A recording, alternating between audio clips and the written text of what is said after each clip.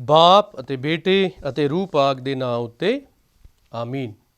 ਮਸੀਹ ਵਿੱਚ ਪਿਆਰੇ ਭਰਾਓ ਤੇ ਭੈਣੋ, ਸਾਰਿਆਂ ਨੂੰ ਜੈ ਯਿਸੂ ਮਸੀਹ ਦੀ। ਅੱਜ ਰੋਜ਼ਿਆਂ ਦੇ ਦੂਜੇ ਹਫ਼ਤੇ ਦਾ ਸ਼ੁੱਕਰਵਾਰ ਹੈ। ਆਓ ਅਸੀਂ ਅੱਜ ਪ੍ਰਭੂ ਦੇ ਵਚਨ ਨੂੰ ਸੁਣੀਏ। ਅੱਜ ਦਾ ਪਹਿਲਾ ਪਾਠ ਉਤਪਤ ਦੀ ਪੁਸਤਕ ਉਸ ਦਾ 37 ਅਧਿਆਏ 3 ਤੋਂ 4, 12 ਤੋਂ 13 ਅਤੇ 17 ਤੋਂ 28 ਐਤ ਅਸੀਂ ਸੁਣਾਂਗੇ। ਅਤੇ ਅੰਜੀਲ ਮੱਤੀ ਦੀ ਉਸ ਦਾ 21 ਅਧਿਆਏ 33 ਤੋਂ 43 ਅਤੇ 45 ਤੋਂ 46 ਐਤ ਨੂੰ ਸੁਣਾਂਗੇ। ਆਓ ਅਸੀਂ ਇਹਨਾਂ ਪਾਠਾਂ ਨੂੰ ਧਿਆਨ ਦੇ ਨਾਲ ਸੁਣੀਏ, ਗੌਰ ਕਰੀਏ ਅਤੇ ਇਹਨਾਂ ਤੋਂ ਸੰਦੇਸ਼ ਲੈ ਕੇ ਆਪਣੇ ਜੀਵਨ ਨੂੰ ਬਦਲਣ ਦੇ ਲਈ ਕੋਸ਼ਿਸ਼ ਕਰੀਏ।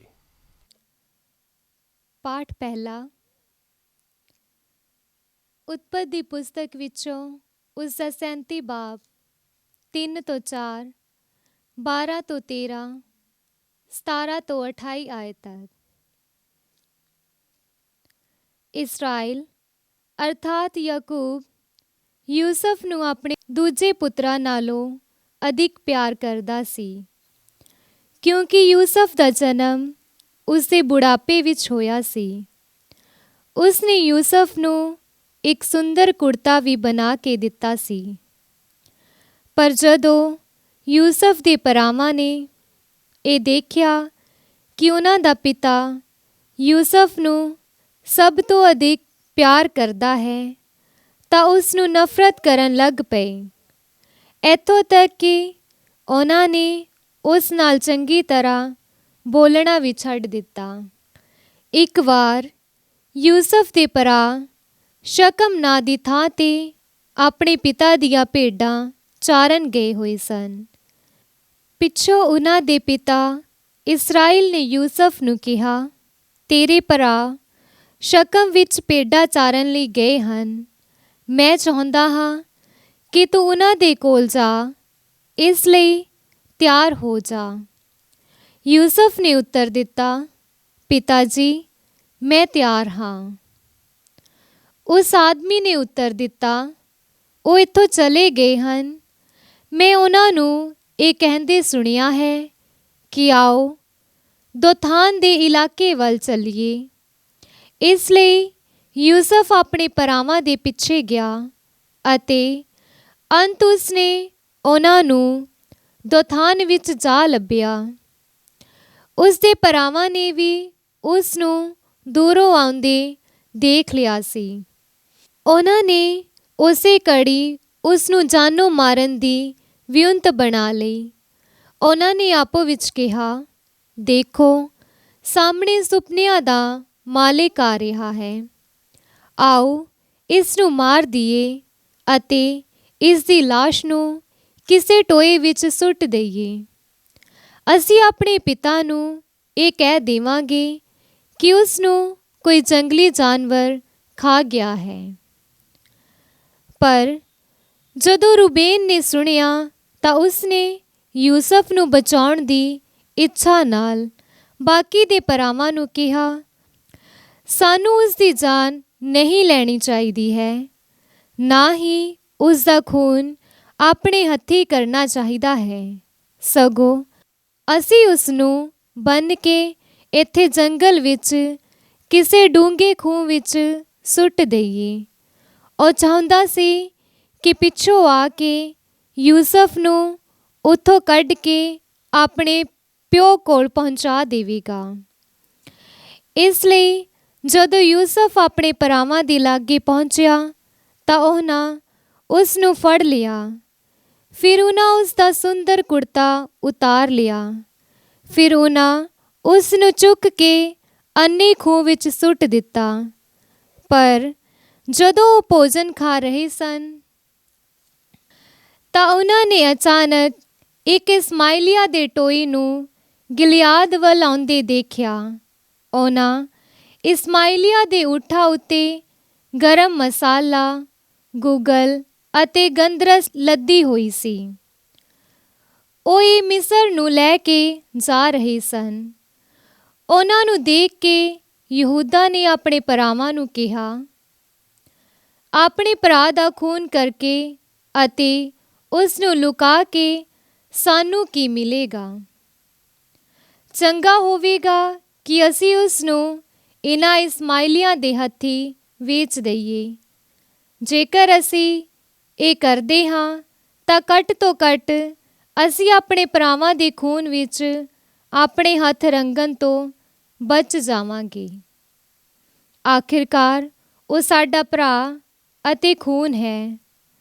ਸਭ ਭਰਾ ਇਹ ਗੱਲ ਮੰਨ ਗਏ। ਇਸ ਲਈ ਜਦੋਂ ਮਿਦਿਆਨੀ ਵਪਾਰੀ ਅਰਥਾਤ ਇਸਮਾਈਲੀ ਉਹਨਾਂ ਦੇ ਲਾਗੇ ਆਏ ਤਾਂ ਉਹਨਾਂ ਨੇ ਯੂਸਫ ਨੂੰ ਖੂਹ ਵਿੱਚੋਂ ਕੱਢ ਕੇ ਇਸਮਾਈਲੀਆਂ ਅੱਗੇ ਚਾਂਦੀ ਦੇ 20 ਸਿੱਕੇ ਲੈ ਕੇ ਵੇਚ ਦਿੱਤਾ। ਫਿਰ ਇਸਮਾਈਲੀ ਯੂਸਫ ਨੂੰ ਮਿਸਰ ਵਿੱਚ ਲੈ ਗਏ। ਇਹ ਪ੍ਰਭੂ ਦੀ ਬਾਣੀ ਹੈ। ਖੁਦਾ ਦਾ ਸ਼ੁਕਰ ਹੋਵੇ ਪ੍ਰਭੂ ਤੁਹਾਡੇ ਨਾਲ ਹੋਵੇ ਅਤੇ ਤੁਹਾਡੀ ਰੂਹ ਨਾਲ ਵੀ ਹੋਵੇ। ਪਾਠ ਪਵਿੱਤਰ ਅੰਜੀਲ ਮੱਤੀ ਦੇ ਅਨੁਸਾਰ। ਤੇਰੀ ਵਡਿਆਈ ਹੋਵੇ ਐ ਪ੍ਰਭੂ। ਇੱਕ ਹੋਰ ਤਮਸੀਲ ਸੁਣੋ। ਇੱਕ ਜ਼ਿਮੀਂਦਾਰ ਸੀ ਜਿਸ ਨੇ ਇੱਕ ਅੰਗੂਰੀ ਬਾਗ ਲਗਾਇਆ ਅਤੇ ਉਸ ਦੇ ਚਾਰੇ ਪਾਸੇ ਵਾੜ ਲਾਈ ਅਤੇ ਉਸ ਵਿੱਚ ਇੱਕ ਅੰਗੂਰੀ ਕੋਹਲੂ ਲਾਇਆ ਅਤੇ ਇੱਕ ਬੁਰਜ ਵੀ ਬਣਾਇਆ ਅਤੇ ਫਿਰ ਉਹ ਮੁਜ਼ਾਰਿਆਂ ਨੂੰ ਠੇਕੇ 'ਤੇ ਦੇ ਕੇ ਆਪ ਕਿਸੇ ਦੂਜੇ ਦੇਸ਼ ਨੂੰ ਚਲਾ ਗਿਆ।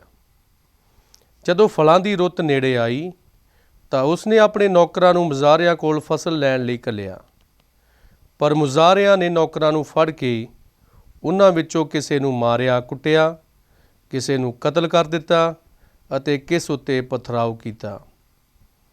ਇਸ ਦੇ ਬਾਅਦ ਉਸਨੇ ਆਪਣੇ ਹੋਰ ਨੌਕਰਾਂ ਨੂੰ ਘੱਲਿਆ ਜੋ ਪਹਿਲੇ ਨਾਲੋਂ ਬਹੁਤੇ, ਅਤੇ ਮੁਜ਼ਾਰਿਆਂ ਨੇ ਉਹਨਾਂ ਨਾਲ ਵੀ ਉਹੀ ਸਲੂਕ ਕੀਤਾ। ਇਸ ਦੇ ਬਾਅਦ ਉਸਨੇ ਆਪਣੇ ਹੋਰ ਨੌਕਰ ਘੱਲੇ ਪਹਿਲੇ ਨਾਲੋਂ ਬਹੁਤੇ ਅਤੇ ਮੁਜ਼ਾਰਿਆਂ ਨੇ ਉਹਨਾਂ ਨਾਲ ਵੀ ਉਹੀ ਸਲੂਕ ਕੀਤਾ। ਬਾਅਦ ਵਿੱਚ ਉਸਨੇ ਆਪਣੇ ਪੁੱਤਰ ਨੂੰ ਉਹਨਾਂ ਦੇ ਕੋਲ ਘੱਲਿਆ ਇਹ ਕਹਿੰਦੇ ਹੋਏ, ਉਹ ਮੇਰੇ ਪੁੱਤਰ ਦਾ ਲਿਹਾਜ਼ ਕਰਨਗੇ। ਪਰ ਜਦੋਂ ਮੁਜ਼ਾਰਿਆਂ ਨੇ ਪੁੱਤਰ ਨੂੰ ਆਉਂਦਿਆਂ ਵੇਖਿਆ ਤਾਂ ਉਹਨਾਂ ਨੇ ਆਪੋ ਵਿੱਚ ਕਿਹਾ, ਇਹੀ ਵਾਰਿਸ ਹੈ, ਆਓ ਅਸੀਂ ਇਸ ਦਾ ਕਤਲ ਕਰ ਦਈਏ ਅਤੇ ਇਸ ਦੀ ਵਿਰਾਸਤ ਹਥਿਆ ਲਈਏ। ਉਹਨਾਂ ਨੇ ਉਸ ਨੂੰ ਫੜ ਕੇ ਅੰਗੂਰੀ ਬਾਗੋਂ ਬਾਹਰ ਕੱਢ ਦਿੱਤਾ ਅਤੇ ਉਸ ਦਾ ਕਤਲ ਕਰ ਦਿੱਤਾ। ਇਸ ਲਈ ਜਦੋਂ ਅੰਗੂਰੀ ਬਾਗ ਦਾ ਮਾਲਕ ਆਵੇਗਾ ਤਾਂ ਉਹਨਾਂ ਮੁਜ਼ਾਰਿਆਂ ਨਾਲ ਕੀ ਕਰੇਗਾ? ਉਹਨਾਂ ਨੇ ਕਿਹਾ, ਉਹ ਉਹਨਾਂ ਦੁਸ਼ਟਾਂ ਨੂੰ ਤਸੀਹੇ ਦੇ ਦੇ ਕੇ ਕਤਲ ਕਰੇਗਾ ਅਤੇ ਅੰਗੂਰੀ ਬਾਗ ਹੋਰ ਦੂਜੇ ਮੁਜ਼ਾਰਿਆਂ ਨੂੰ ਦੇ ਦੇਵੇਗਾ ਜੋ ਵੇਲੇ ਸਿਰ ਉਸ ਨੂੰ ਫਲ ਦੇਣਗੇ। ਯਿਸੂ ਨੇ ਉਹਨਾਂ ਨੂੰ ਕਿਹਾ ਕਿ ਤੁਸੀਂ ਪਵਿੱਤਰ ਲਿਖਤਾਂ ਵਿੱਚ ਇਹ ਕਦੇ ਨਹੀਂ ਪੜ੍ਹਿਆ, ਜੋ ਪੱਥਰ ਰਾਜ ਮਿਸਤਰੀਆਂ ਨੇ ਰੱਦ ਕਰ ਦਿੱਤਾ ਸੀ, ਉਹੀ ਕੋਣੇ ਦੇ ਸਿਰੇ ਦਾ ਪੱਥਰ ਬਣਿਆ। ਇਹ ਪ੍ਰਭੂ ਦਾ ਕਰਮ ਹੈ ਅਤੇ ਉਹ ਸਾਡੀ ਨਜ਼ਰ ਵਿੱਚ ਅਚਰਜ ਹੈ।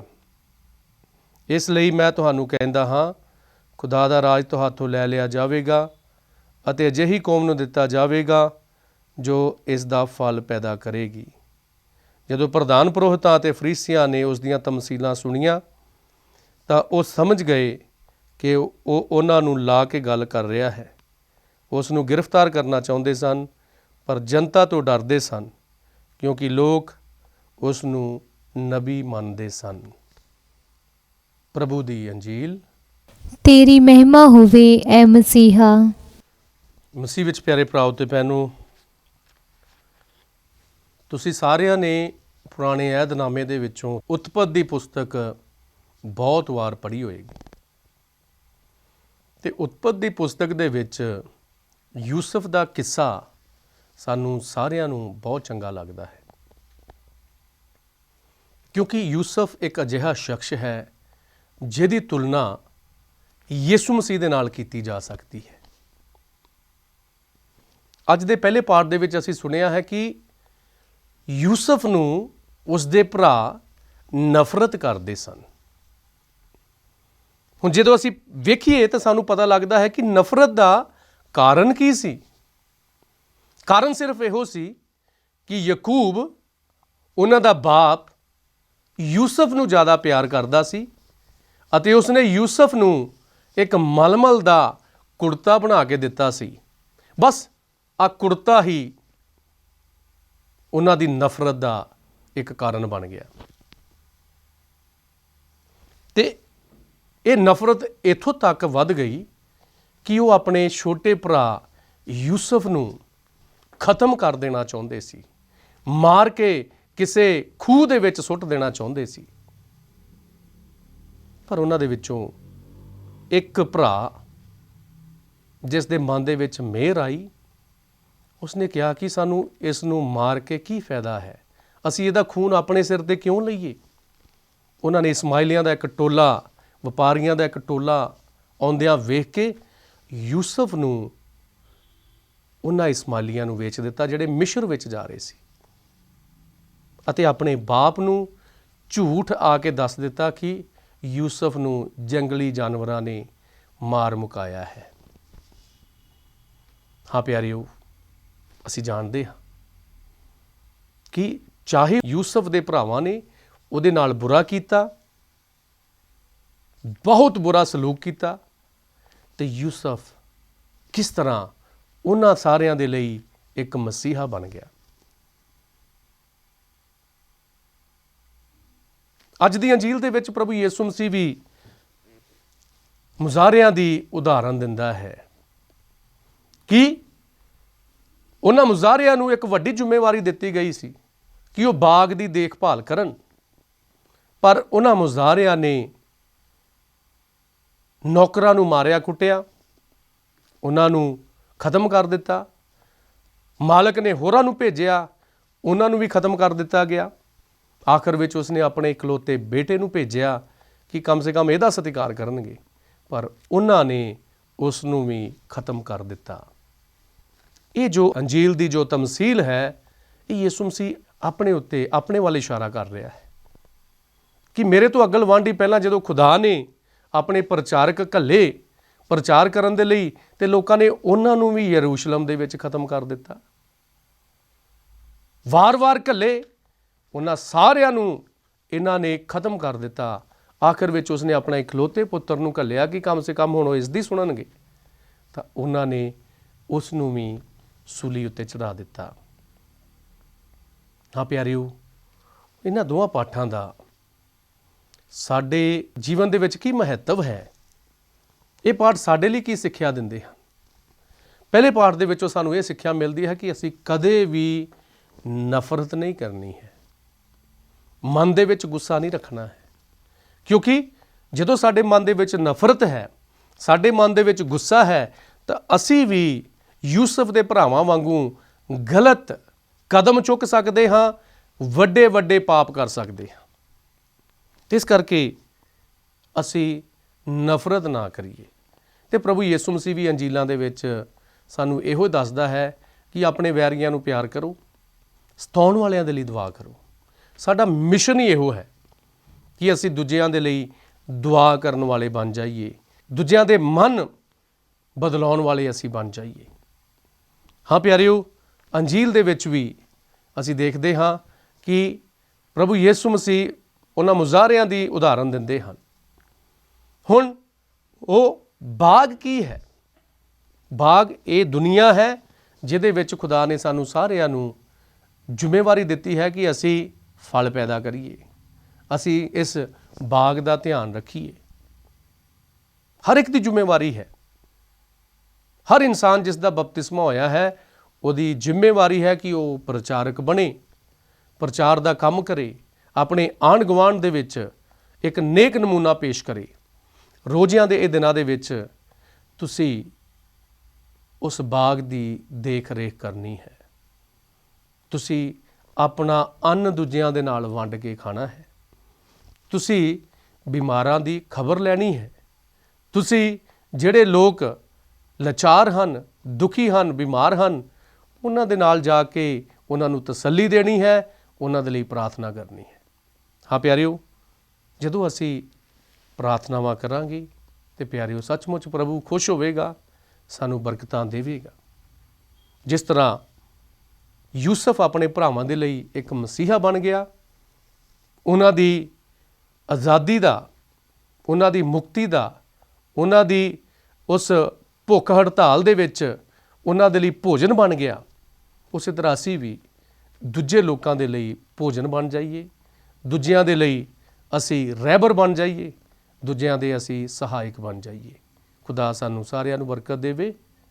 ਆਮੀਨ।